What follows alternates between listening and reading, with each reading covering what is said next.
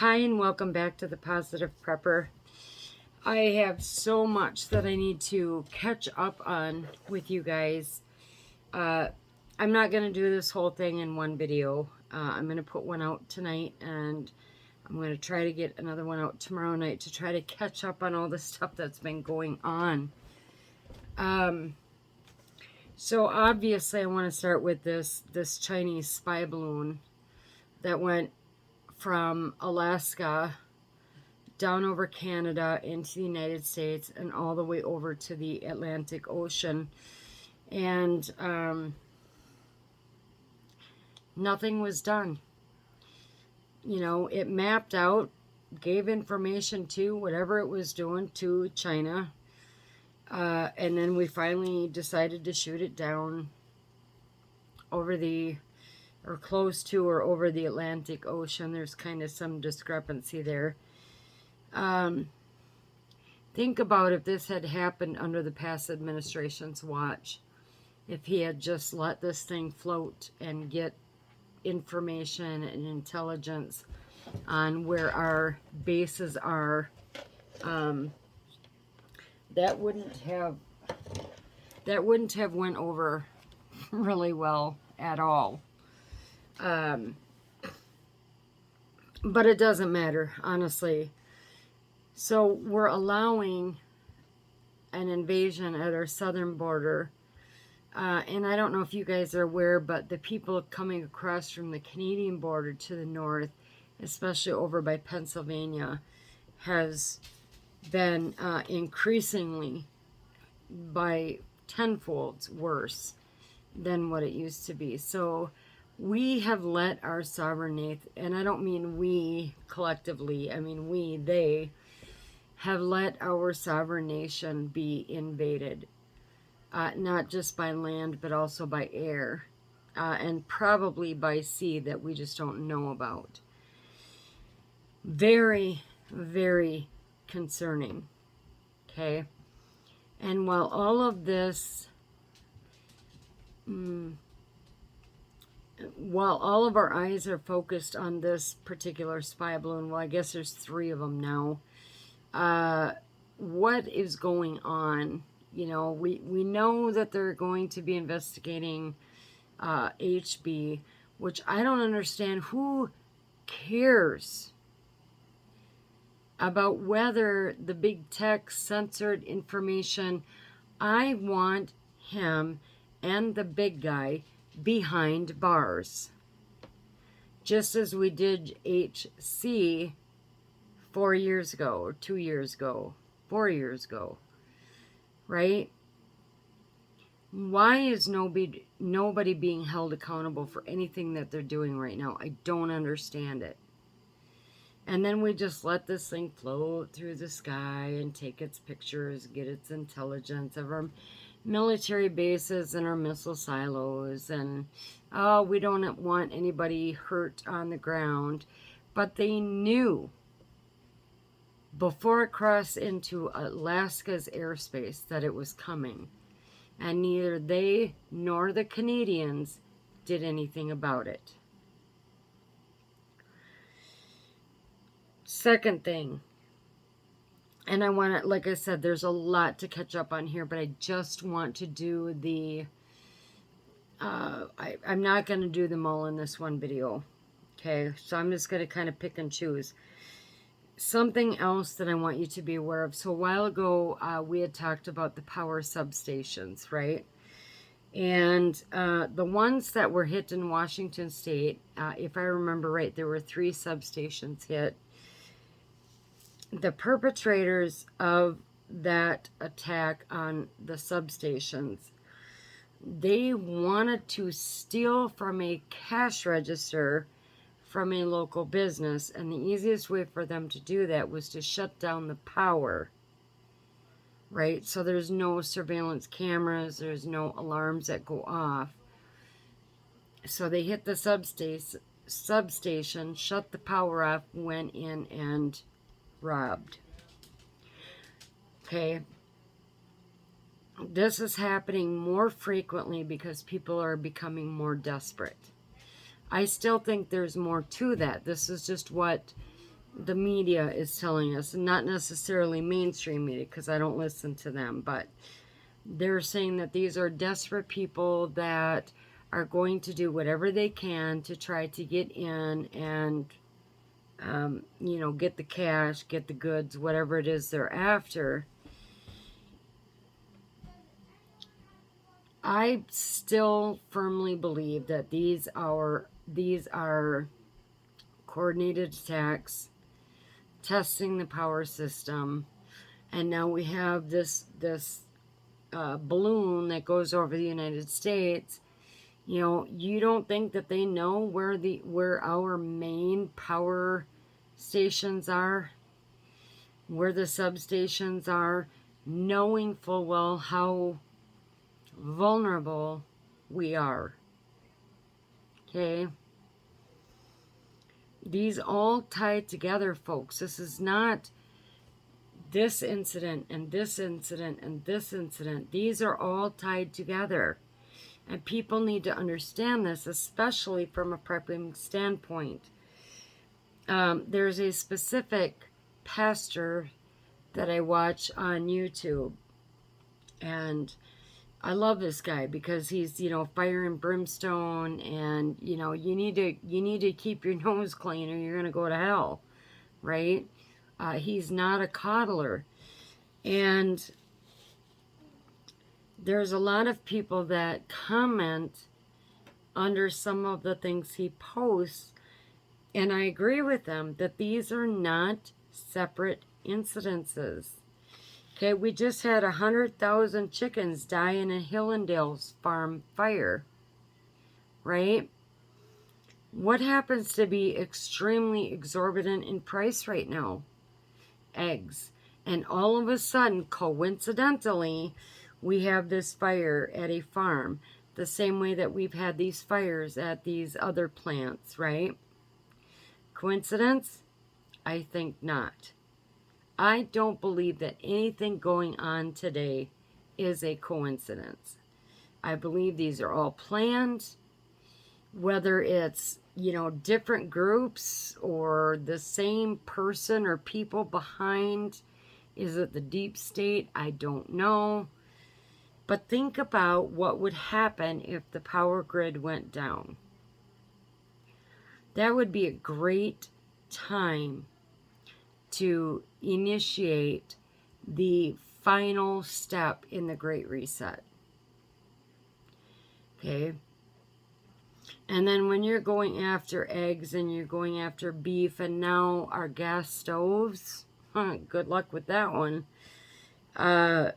This is not coincidence, folks. These things are all gearing us up towards the one final event that's going to bring about that Great Reset.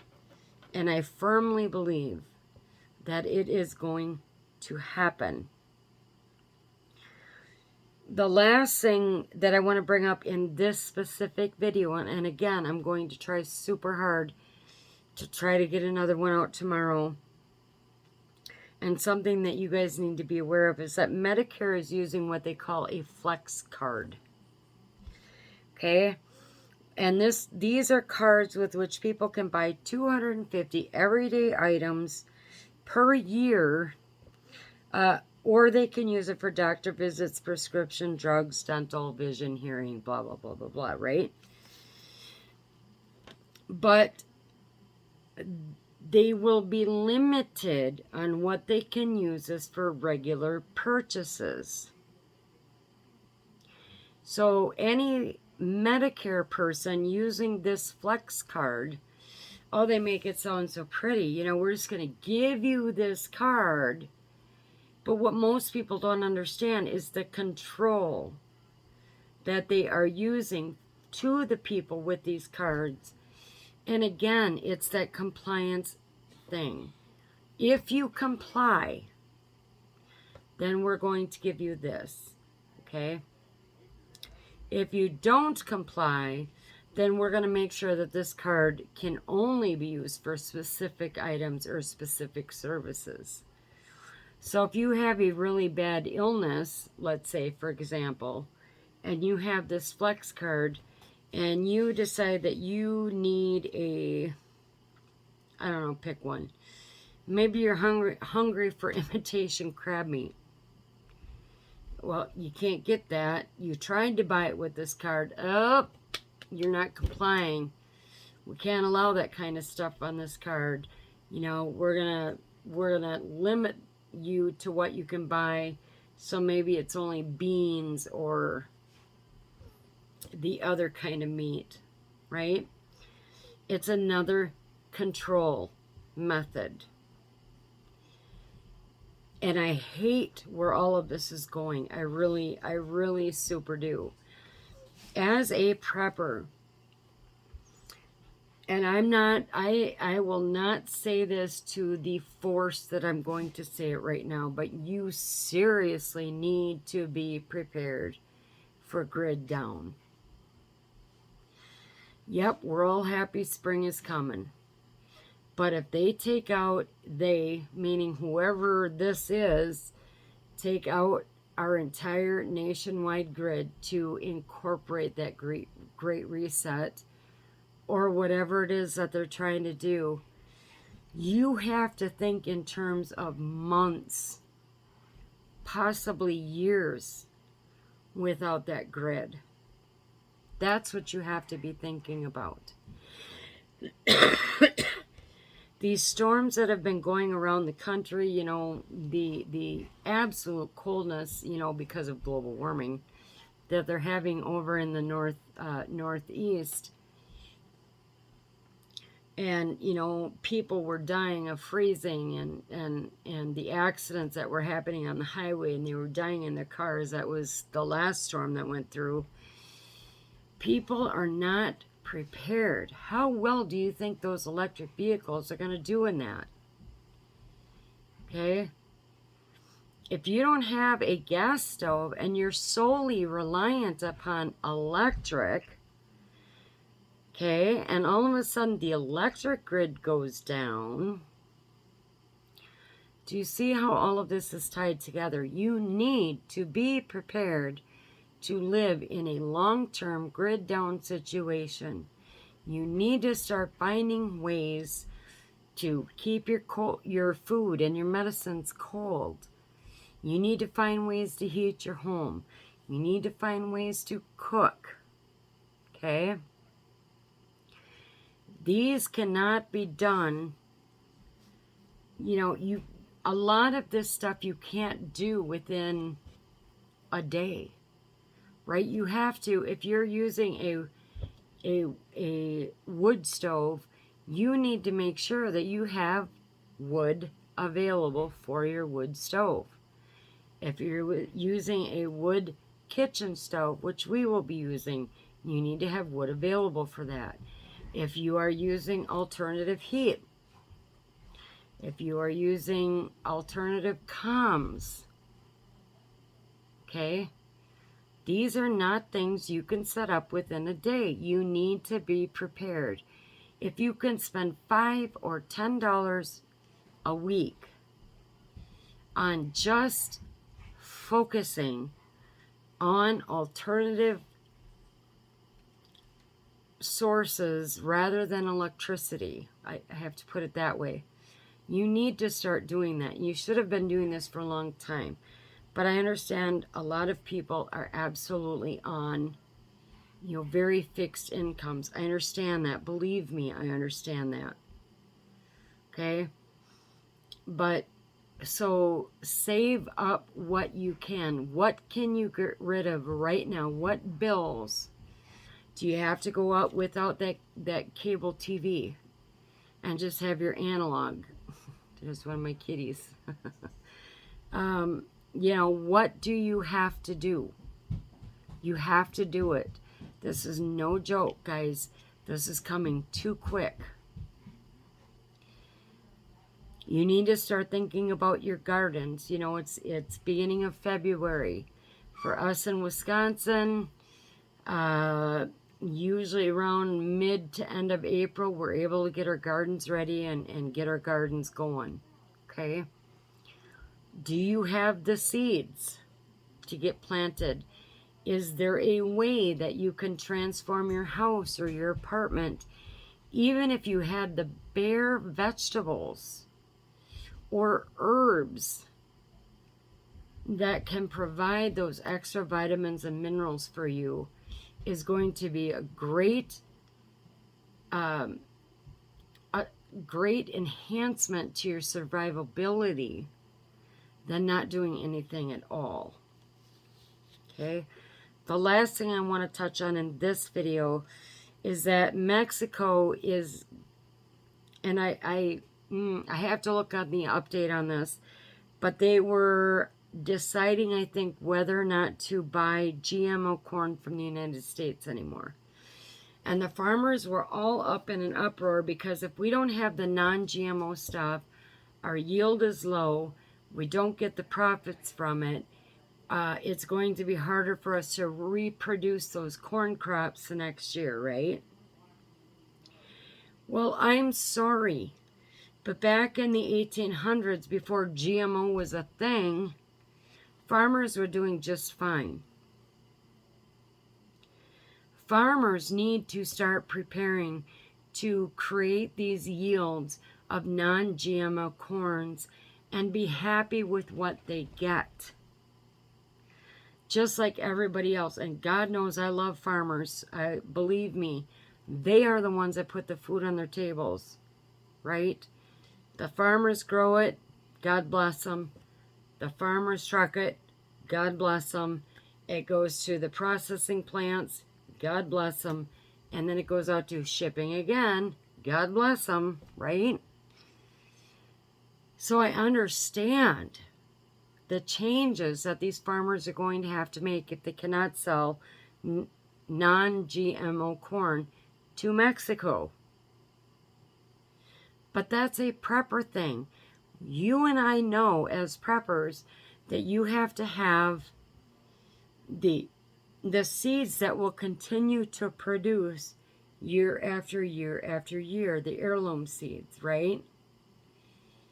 Farmers are going to have to adjust, which would be better for all of us anyways, because then we don't have the genetically modified vegetables. They're going to have to figure out a cost-effective way to switch back to non-GMO, healthy, non-genetically modified vegetables. Yeah, it might give them a punch at the beginning, but in the long term, what is better for the people that are eating their products? And the sustainability that they would have if they learn how to take their corn and be able to produce that year after year after year. Okay? I'm not a farmer. I'm a gardener. Okay? I can grow just about any vegetable. My sister and I both are green thumb people. Okay?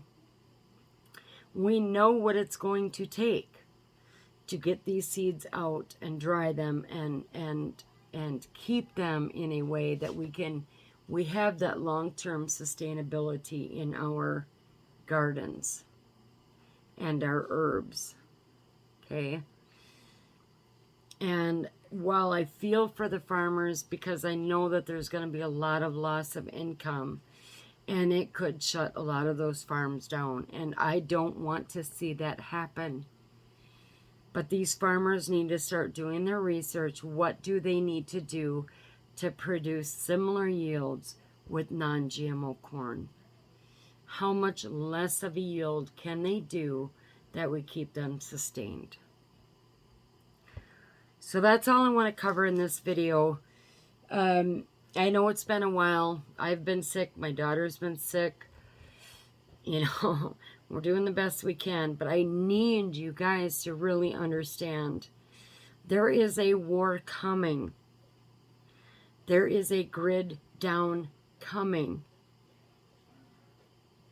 You need to get prepared.